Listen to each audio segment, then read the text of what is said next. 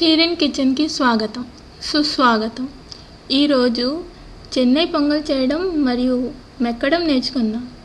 ఇద్దరు బాగా మెక్కడానికి కావాల్సిన పదార్థాలు: rice cup, moong dal half cup, నీరు 5 కప్పులు. బాగా ఉడకాలి కదా మరి. కరివేపాకు, కొత్తిమీర, జీలకర్ర, అల్లం, నల్ల మిరియాలు, పచ్చిమిర్చి. ఇలా చూపిన విధంగా రెడీ చేసుకోండి. మీరు బాగా సౌండ్ పార్టీ అయితే జీడిపప్పు కూడా వేసుకోవచ్చు. సౌండ్ పార్టీ అయితే నెయ్యి, కాకపోతే మంచి నూనె. సౌండ్ పార్టీ అయినా మామూలు పార్టీ అయినా సాల్ట్ మాత్రం తగినంత వేసుకోండి. ప్రెస్టీజ్ కుక్కర్లో రైస్, మూంగ్ దాల్, 3 నీళ్ళు, ఉప్పు వేసుకొని బాగా ఉడికించుకోండి. ఉడికాక ఇలా బాగా మెత్తగా ఉండాలి. ఇప్పుడే తినేయవద్దు.